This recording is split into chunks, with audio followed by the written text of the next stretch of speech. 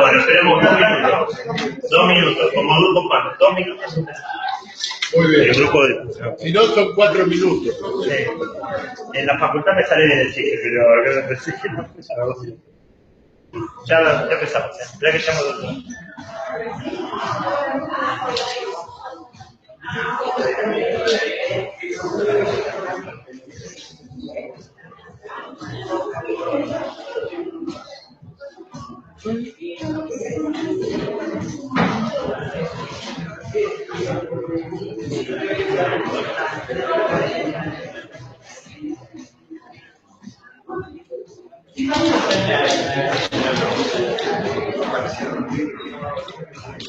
Bueno, buenas tardes a todos. Buenas tardes. Vamos a presentar esta mesa. El señor Aldo Kutsevich, desde niño participó en la Acción Católica. En 1972 se incorporó a la columna José Gervasio Ortigas de Montoneros, la primera en formar La Lealtad. 2 años después se trasladó a Neuquén para estudiar Economía en la Universidad Nacional del Comahue. Con el retorno de la democracia siguió su militancia dentro del peronismo. Ha ocupado distintos cargos partidarios y legislativos. Norberto Bajul, estudiando en la Facultad de Ciencias Económicas de la UBA, donde se graduó de licenciado en Administración. Desarrolló su militancia política en el Frente Estudiantil Nacional, FEN, y el Comando Tecnológico Peronista, CTP. Entre 1973 y 1974 integró el equipo de conducción de su facultad y participó en la revista Movimiento. Adhirió al proyecto de la JP Lealtad. Rodolfo Beltramini comenzó su militancia en la Facultad de Ciencias Económicas de la UBA a partir de la intervención dispuesta por Onganía en 1966. Participó desde su creación en el Frente Estudiantil Nacional, FEN, y luego de graduado en el Comando Tecnológico Peronista, CTP, en barrios en la zona norte del Gran Buenos Aires. Durante los 80 integró el grupo editor del Boletín Peronista, liderado por Eduardo Moreno. Durante los últimos años se ha desempeñado en diversos cargos en la función pública. Hasta septiembre de 2014 fue auditor interno titular del CONICET. En esta obra, los autores presentan un análisis de la constitución de la JP Lealtad, expresión fundamental de la disidencia en la tendencia revolucionaria del peronismo entre fines de 1973 y principios de 1974. Con los militantes que la nutrieron, las marcas e ideas que la caracterizaron y el impacto que la ruptura tuvo frente a la muestra de desafío a Perón que Montoneros había efectuado, el asesinato de Rucci. Damos comienzo a la mesa. Muchas gracias. Buenas tardes. Buenas tardes. A todos y a todas. Ya la presentación marca una posición que creo que es conveniente, digamos que la gente que va a leer tenga idea de qué lugar vamos a hablar. Bueno, mi nombre es Roberto Raful, uno de los 3 autores del libro. Les traemos saludos de Aldo Dudevich, que es el tercer autor del libro, de tareas políticas que está realizando en su provincia, en Neuquén, no puedo concurrir. Bueno, Carmini, que es el tercer autor, que ya fue presentado, y tenemos también la presencia de Jenny Hines, aquí, que fue militante peronista, militante de la juventud y integrante de la JP Lealtad, y también fue partícipe activo de las Fuerzas Armadas Peronistas, con, digamos, una militancia con cargo de muchísima responsabilidad, que va a tener ya el testimonio personal de su militancia, acompañando a lo que es el libro que hoy relanzamos. El libro fue presentado en agosto de 2015 y aprovechamos esta feria para volverlo a poner, digamos, a dar un empujoncito hacia adelante para que sea conocido. ¿Por qué el nombre del título? La lealtad, los montoneros que se quedaron con Perón. El título refiere a una doble condición. En primer lugar, todos recordarán que el 1 de mayo de 1974 hubo una parte de la Plaza de Mayo que se retira. Algunos dicen que fueron echados por Perón, que la forma peyorativa de referirse, digamos, al suceso, pero lo cierto es que en realidad en algún momento, disconformes con el discurso del líder, un sector importante de la plaza decide retirarse. Y en ese momento estaba asumiendo, en su expresión final, una actitud de confrontación con el conductor, con el general Perón, que se había desarrollado durante todo un año. Esa postura no fue acompañada por otro sector que hacía su debut, digamos, con su nombre en la plaza el 1 de mayo, que era el Grupo de la Lealtad. O sea que los que participamos de este suceso estuvimos con la decisión para tomar y nos quedamos con Perón. Se llama también lealtad porque es el nombre que tomó esa mini organización de los que quedamos, y porque refiere a un concepto tradicional, histórico, importante del peronismo. Y también refiere a que no fue en la historia del peronismo la primera vez que se cuestionó la conducción de Perón. Con Perón en vida, ya había pasado en otras épocas, pasó en el 45, pasó después del 55, hubo innumerables dirigentes peronistas que en algún momento creyeron que podían ver las cosas mejor que él. Hubo un famoso sindicalista que fue Bandor, que en pleno año 64, 65, hace un congreso del peronismo en donde pone como frase: hay que estar contra Perón para salvar a Perón. Es decir, la experiencia de lo que pasó en los años 73-74 no es nueva en la historia del peronismo, y parecía ser que en ese sentido la historia del peronismo es tan rica que produce nuevamente en distintos momentos personajes o grupos que cuestionan la función o las capacidades de quien está ejerciendo, digamos, esa función. Pero bueno, con la explicación del concepto de lo que está detrás del título, quiero referirme brevemente a cómo se hizo. En realidad se tiene una historia que arranca con Aldo Dudlevich allá en Neuquén. Él empieza en el año 2004, y por nuestro lado, Rodolfo y yo, arrancamos con este tema en el 2007, casi sin conocernos, casi con una metodología similar. Quisimos reconstruir las experiencias personales de quienes habían participado en ese proceso de la lealtad. Finalmente, en algún momento del 2007-2008, una compañera, Marcela Duque, sabiendo de la existencia de estos dos proyectos similares, idénticos, nos pone en contacto, y allí terminamos de redondear la tarea. Aproximadamente 50 entrevistas personales a todos a quienes habían sido partícipes de ese proceso. Cuando ya lo teníamos más o menos listo el libro, hay una recomendación de la editorial de que así presentado parecía como una colección de entrevistas de biografías, que tenía que ser, digamos, más abarcativo, y teníamos que incluir una suerte de relato histórico de lo que había sido el proceso de la lealtad, de sus antecedentes, no solo su origen como su presencia, sino desde los anteriores protagonistas de esa misma actividad y de esa metodología de lucha.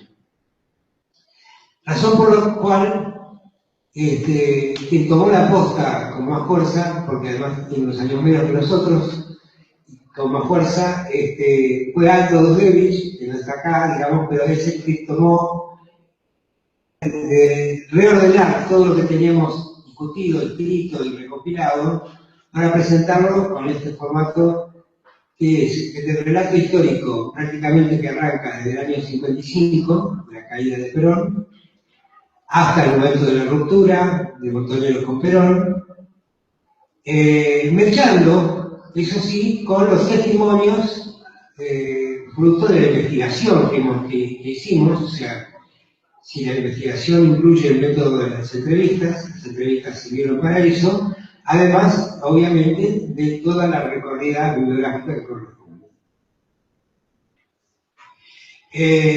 Termino, digamos, esta pequeña referencia inicial para decir cuáles eran los objetivos que perseguíamos nosotros con el libro. Un libro, cuando empezamos a trabajarlo, estábamos en el año 2007, había una campaña que estaba dando vuelta, digamos, en las acusaciones judiciales para involucrar a Perón, digamos, en los juicios de la AAA. Y apareció un cartel de una organización sindical, si no me equivoco, de la Fraternidad, que fue muy impactante, que decía: no juegan con Perón. Una hija mía que estaba terminando secundario me dijo: papá, ¿qué quiere decir eso, que no juegan con Perón? Entonces, le empecé a relatar la historia, y dice: papá, con todo esto tenés que escribir un libro. Y esa fue la que me dijo, me dio el puntapié inicial. Entonces nosotros, el primer propósito es rescatar de la oscuridad la existencia de este grupo, para lo que podríamos llamar la historia oficial, el imaginario colectivo, el conocimiento. La JP de la persona, y es la que se va, se pelea con Perón y se va. Este grupo del que estamos hablando, del que vamos a hablar un poquito más, prácticamente es desconocido, incluso entre muchos compañeros peronistas. Y con esta palabra quiero que la retengan unos minutos, porque va a aparecer nuevamente en el relato. Y el segundo objetivo del libro es la reivindicación de la figura de Perón. Podríamos decir que este periodo está caracterizado por una leyenda que se construyó, creo que intencionalmente, que expresa más o menos así: Perón era realmente un político hábil y sinvergüenza y pícaro, que usó a la juventud como carne de cañón para regresar al gobierno en el año 73, y luego, cuando ya no le servía, los pateó, y después a esa actitud le sigue, digamos, los procesos que conocemos, la llegada de la dictadura y el genocidio que provocó. Con lo cual esa, digamos, acusación es gravísima, y a nosotros nos duele y la queremos rechazar con argumentos, investigaciones y testimonios de muchos compañeros que participaron en aquel momento. Y lo mismo para la cuestión de que llega a plantear la actitud de Perón con conocimiento, con autorización y, como en el mejor de los casos, como autor intelectual de la AAA, adjudicándole entonces, por su vinculación con López Rega, por cómo se ha construido y se ha instalado desde el punto de vista político y periodístico este tema, como, digamos, el gran simulador que no tuvo reparos en mandar a la muerte a muchísima gente. Nosotros queremos discutir y combatir, digamos, esta idea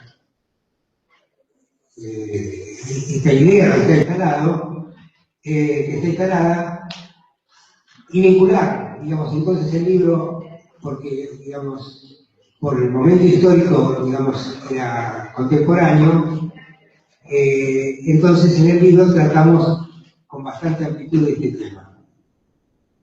Sea motivo de alguna pregunta que después intentaremos contestar. Termino esta parte mía, yo le paso a Rodolfo Estramini, que va a hacer, digamos, una reseña de la primera parte del libro.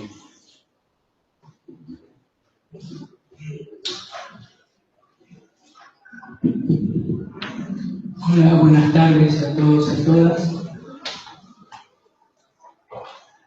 Siempre se ha estigmatizado a la respuesta que dio el peronismo a través de las formaciones especiales como violentos. Hay que recordar que la violencia no la comenzó el peronismo, sino que fue víctima de esa violencia desatada por el régimen, por distintos gobiernos civiles o militares que se sucedieron a partir de 1955. Vamos a citar algunos casos de violencia contra el peronismo.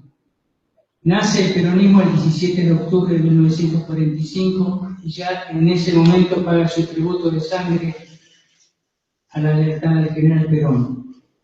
Disolviéndose la manifestación que se había armado en Plaza de Mayo, pasa una manifestación, un grupo de militantes frente al diario Crítica, en la Avenida de Mayo, son baleados entre el diario Crítica y muere un joven de 18 años, un nacionalista, recién incorporado al peronismo, llamado Darwin Pasaponti. Eso es desde el 1945, cuando nace el Movimiento Nacional Justicialista.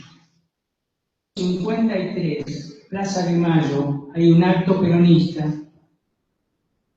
y un grupo de comandos civiles, del cual el más conocido es Roque Carranza. Su nombre lleva una estación de subte en la Argentina hoy día, fue ministro de Alfonsín, y en ese momento, en su condición de comando civil, en 1953, ponen una bomba en medio de la concentración de Plaza de Mayo, matan 6 personas, hay más de 100 heridos, hay 19 lisiados permanentes.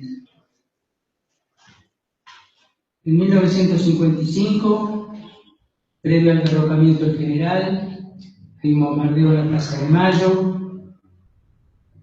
mueren 380 personas aproximadamente, porque esa cifra justa nunca se dio, pero no quería manifestarlo para no agrandar el encono del justicialismo frente al ataque que estaba recibiendo. Pero bueno, muere incluso un general, el general Vergara Russo, en esos 380 metros del año 55. 1956, un levantamiento cívico-militar del general Valle, cuya proclama era elecciones libres en 6 meses sin proscripciones.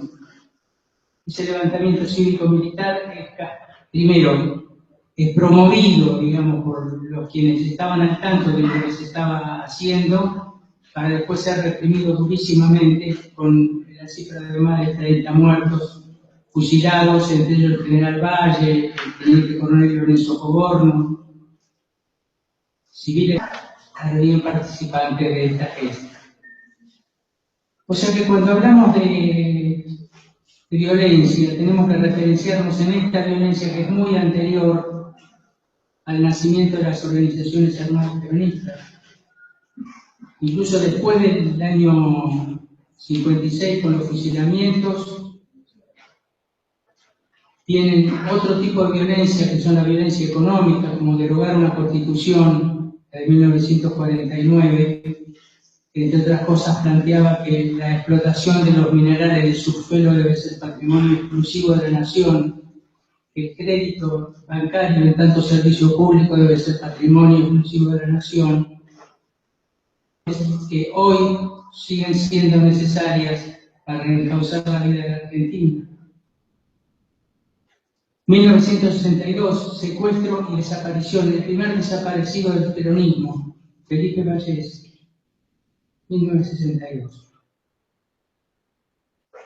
Con esta reseña le doy la palabra al compañero Santiago Heinz, uno de los participantes activos del movimiento de la lealtad.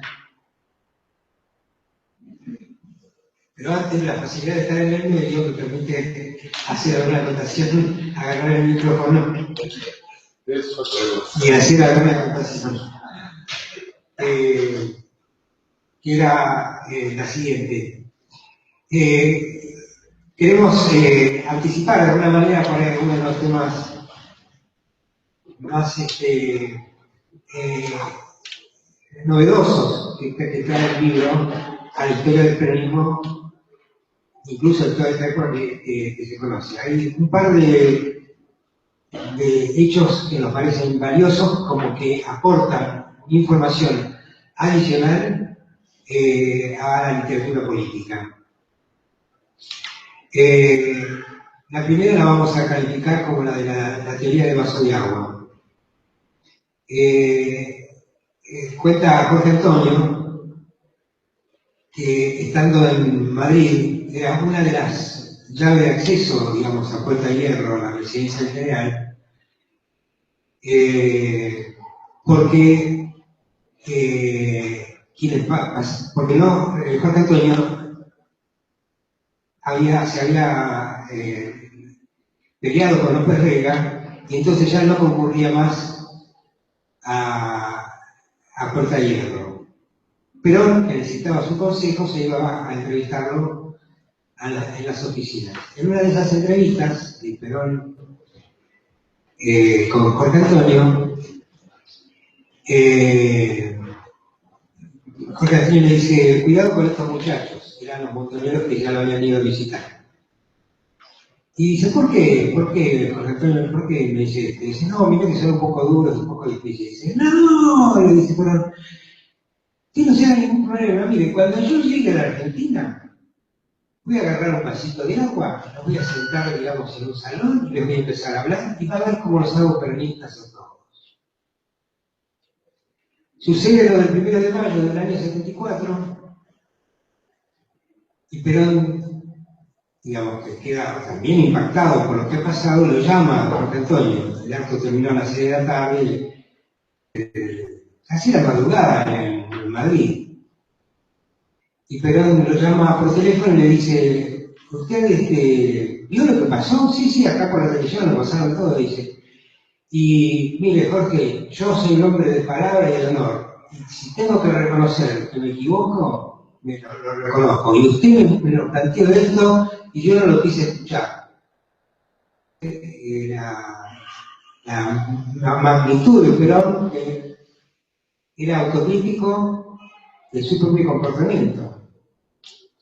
Esta es una anécdota prácticamente desconocida, pero que forma parte de la realidad que también, ya lo hablaremos, muestra de costado esa situación difícil de explicar y explicarse, que era la presencia de López Rega, pero era a punto tal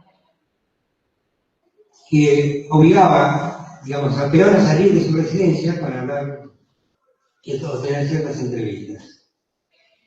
Bien, la segunda cuestión novedosa que tenemos para comentar, que trae el libro, es algo que, digamos, se ha manipulado desde el punto de vista periodístico y también forma parte de la conciencia, digamos, de la mayor parte de los argentinos, que es el 1 de mayo, siendo un momento tan importante, tan significativo, digamos, para la historia del peronismo.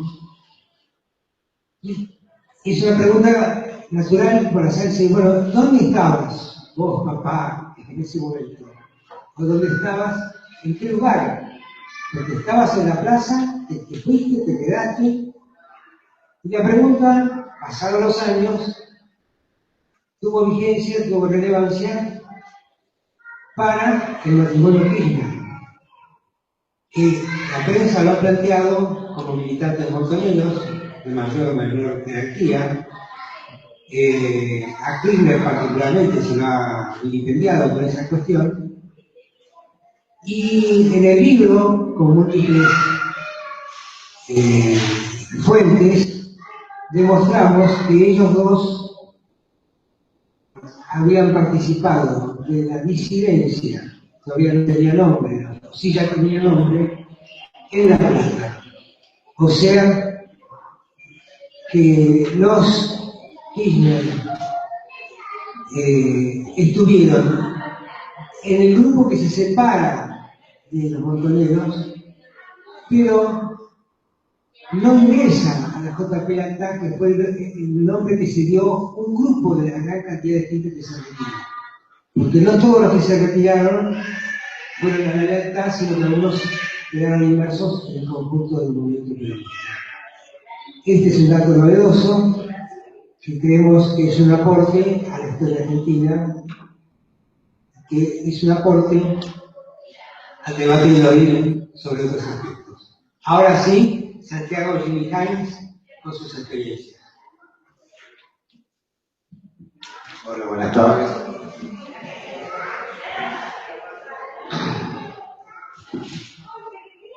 Bueno, primero, ya los muchachos nos han ido contando lo difícil que nos resulta a los peronistas estar unidos. Mucho más difícil nos resulta estar organizados. Una de las cosas de desorganización es que este libro no está en la feria. O sea que si lo van a intentar comprar no lo van a conseguir hoy. Así que hagamos esa salvedad. Otra cosa, yo no he venido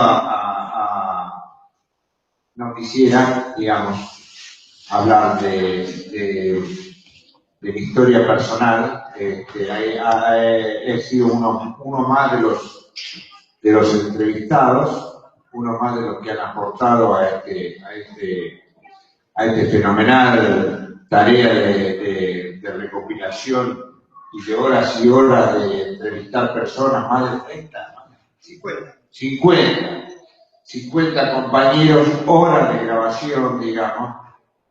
Y son unos archivos, además, lo que no está en el libro es tan interesante como lo que está en el libro, digamos, que alguien, estudiosos que en algún momento se juntarán con esas grabaciones y verán todos los otros procesos ocultos que hay, por ejemplo, cómo han sido las vertientes de acceso a la militancia en los 70, cosa que en el libro no está expresado en la intención, pero cada uno de esos 50 ha contado cómo ha ido llegando al peronismo y cómo ha encontrado un lugar en esa lucha. Es un proceso interesantísimo. Pero bueno, hace unos años, hablando con algunos compañeros, hablamos de la resistencia y con dolor de no encontrar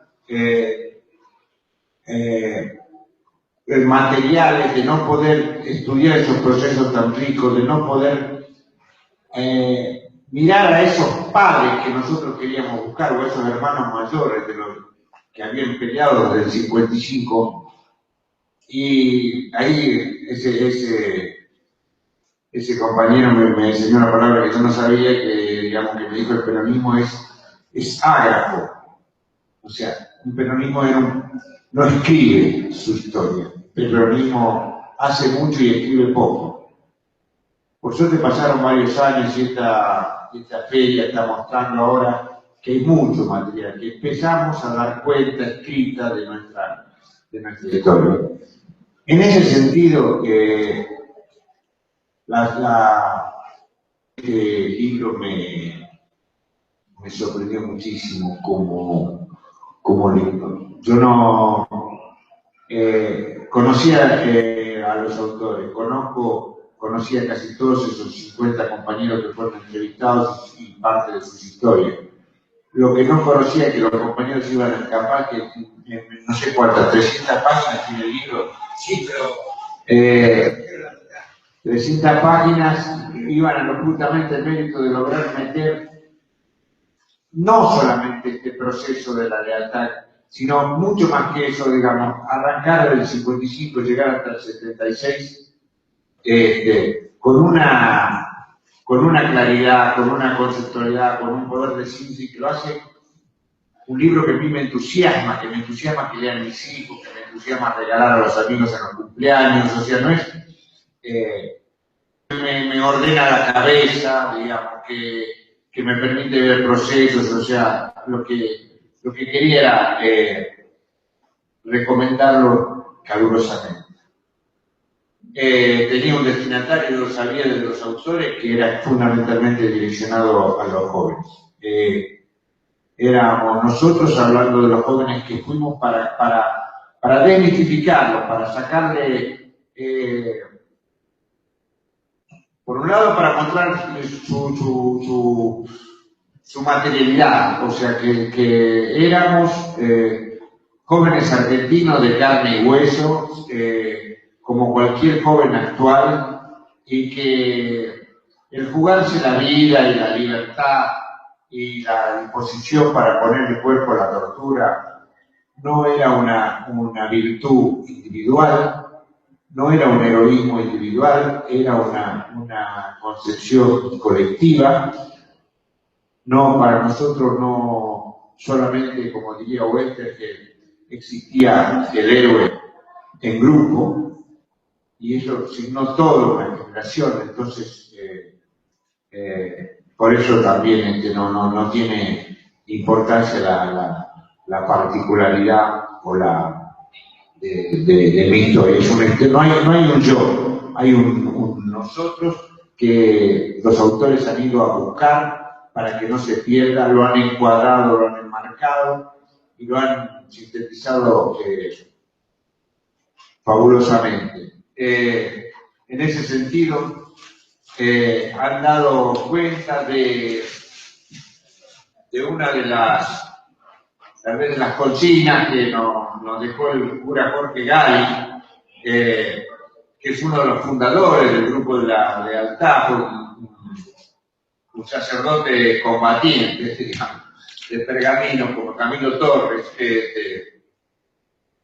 que en el ingreso del libro dice: y ahora, los que estamos vivos y aquí enteros, después de habernos muerto de miedo, muertos de vergüenza por no estar muertos, mientras otros morían de verdad, ya que tenemos la vida de prestado y nuestra vida no nos pertenece, y no somos simplemente seres vivos, sino que somos resucitados, y que los que resucitan tienen otras responsabilidades, y que saben más de la vida que los que recién están en la primera vida, y sabemos que la esperanza no quedará defraudada. Esto decía Jorge Gali sobre el papel de dar cuenta de los procesos que uno vive, sobre todo para que los mismos errores no se cometan, para que se retroceda lo menos posible. Ya hemos visto lamentablemente que la historia no va linealmente como nosotros creíamos en los 70. No va siempre para adelante, no va siempre para el frente. Va para el frente, va para atrás y va para el costado. Estamos en un momento que estamos yendo bastante para atrás. Cosas de los 90 pensábamos que no íbamos a volver a verlos y lamentablemente lo estamos volviendo a ver. Bueno, es ir para atrás sea lo más corto posible, sea lo menos traumático posible y podamos ir adelante. Y para eso aportan cosas, aportan libros como este. No sé, yo no tengo mucho más que decir. No sé, porque estamos grabando el tiempo, como vi la señora reseña del 55, prácticamente sería imposible en este momento abarcarla. Pero sí, 3 o 4 referencias, porque estamos hablando del enfrentamiento del Perón con los montoneros. Esta cuestión es interesante refrescar. ¿Cuándo se produce? Porque no se produce el 1 de mayo. El 1 de mayo es prácticamente el último capítulo. Hay capítulos anteriores que diría que arrancan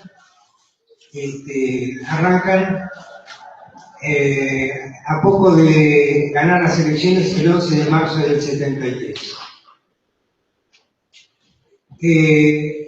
Si la historia se puede contar de muchas maneras, como lo estamos haciendo nosotros, y también en la recopilación de las consignas que se cantan en la calle. Hasta el 11 de marzo del 73, la consigna que se cantaba era Cámpora al gobierno, Perón al poder. Después del 11 de marzo se empezó a escuchar conducción, Montoneros y Perón. Primero Montoneros y compartiendo para los que estaban ese concepto.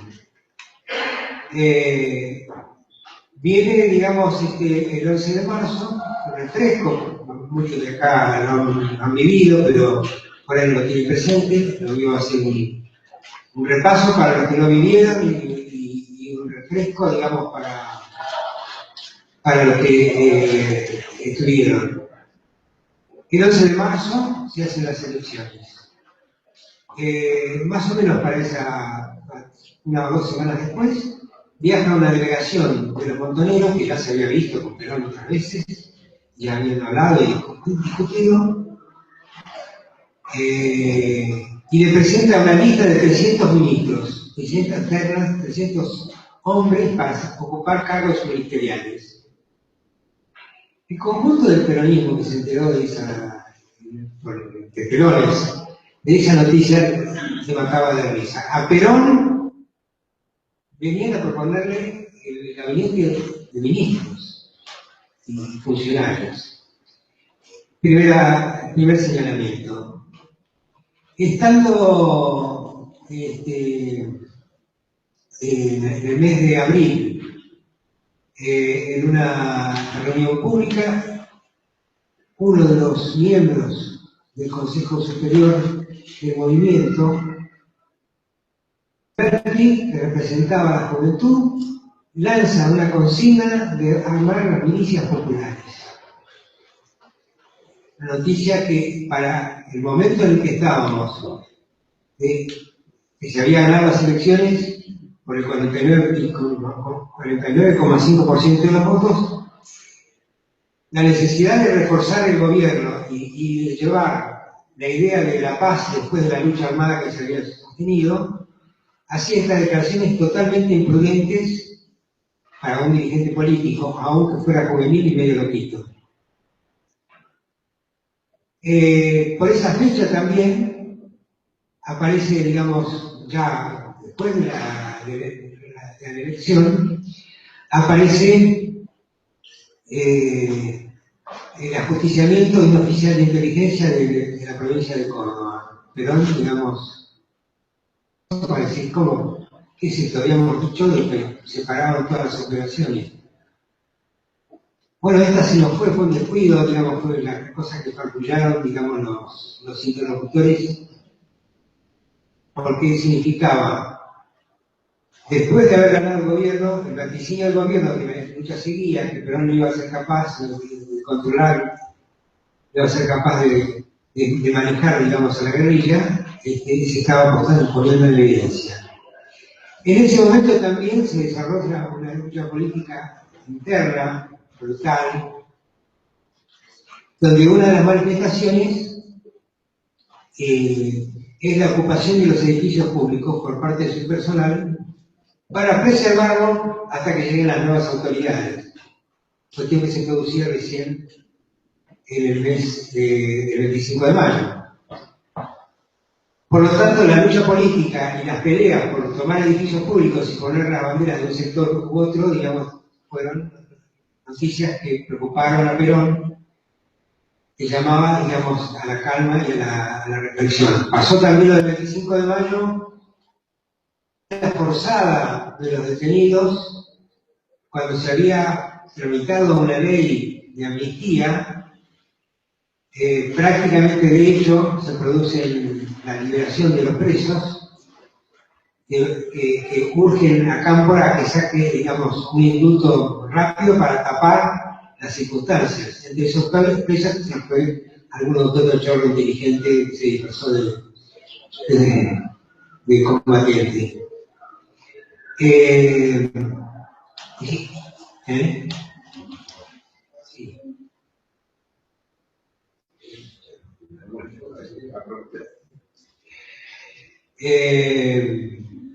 Bueno, esto va marcando la aparición de un grupo interno que confronta con Perón. Perón, digamos, ve estas señales. Empieza, digamos, a ver con preocupación estas señales e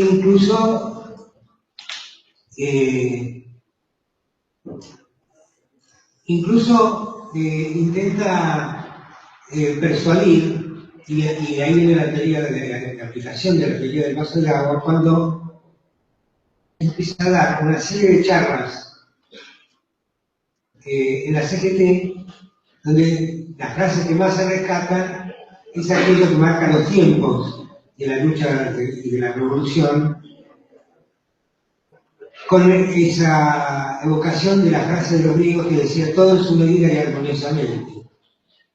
Y una explicación de la historia argentina del proceso peronista, en el sentido de que aspiraba a ganar por el tiempo y no por la sangre. Pero bueno, esa lucha política lleva al punto más delicado de todo este proceso, que fue la muerte de Luchi. A partir del regreso de Perón el 20 de junio, frustrado reunión del pueblo, 2 millones de personas, y Manuel Ezeiza, que se ven impedidos de saludar a su conductor por obra de la violencia política, se marcan cada vez más claramente 2 sectores, y uno de ellos estaba la juventud peronista y el sindicalismo. Los montoneros hacen culpable a Rucci de esa situación de violencia, y ya, volvemos a las consignas, se empieza a cantar. Rucci traidor, a vos te va a pasar lo mismo que le pasó a Bandone. Ya se pronunciaba. En algún momento, el 22 de agosto, en homenaje a los muertos de Freire, se escucha en la cancha de Atlanta esa consigna cantar, y dicen algunos, está publicado, pero lo que Jiménez, en parte de su discurso, en algún momento, en voz baja, dijo: sí, eso lo estamos ocupando. El 23 de septiembre, no, perdón, el 31 de agosto,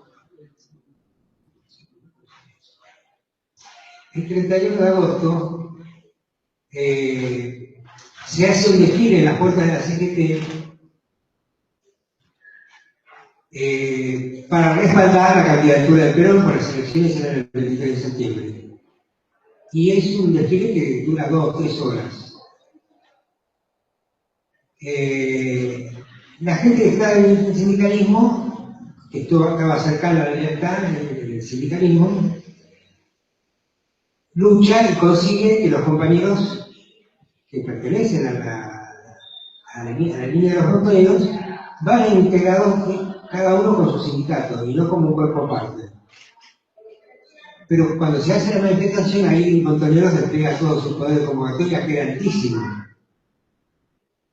Y en ese momento la anécdota que está Perón, digamos, en una especie de estrado, pasando el desfile, cada tanto salía a tomar vaso de agua, y en algún momento que están desfilando la parte de la juventud, Rucci le dice: ve, general, mire lo que hacen, están pasando 2 veces, son los mismos que pasan 2 veces.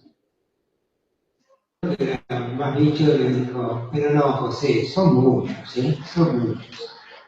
Razón por la cual se organiza una reunión para el 8 de septiembre, convocada por Perón para la juventud, para hablarles, y 2 días antes se reúne con Tite Jiménez, que eran los jefes de Montoneros y de la FARC.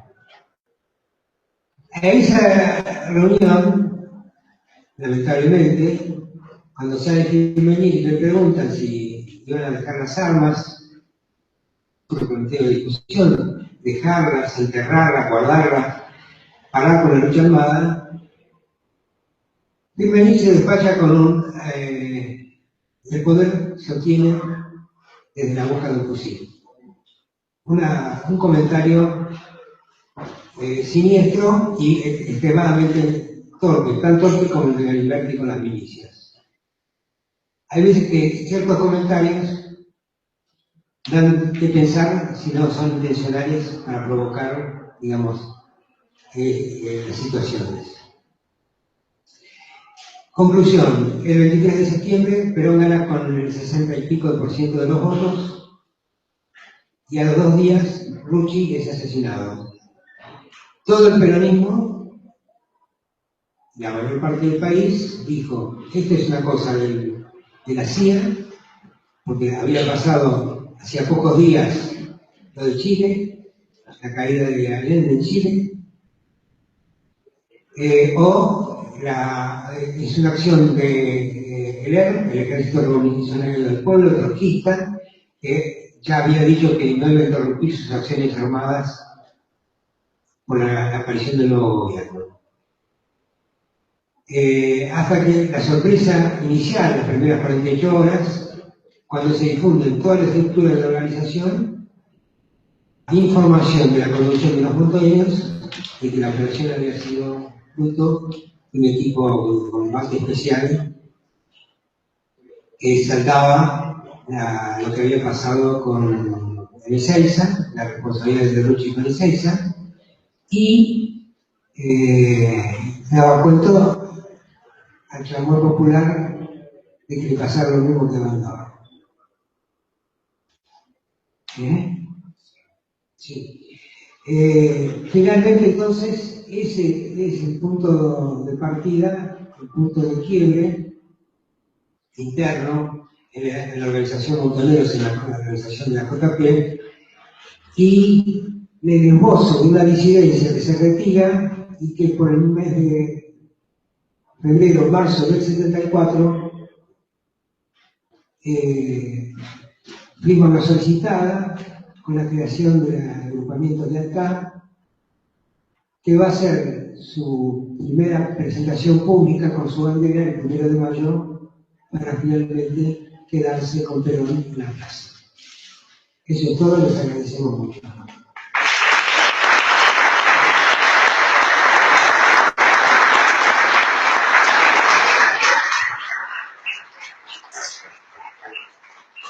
Agradecemos a los participantes. Pueden adquirir el libro en el stand que está en la planta baja.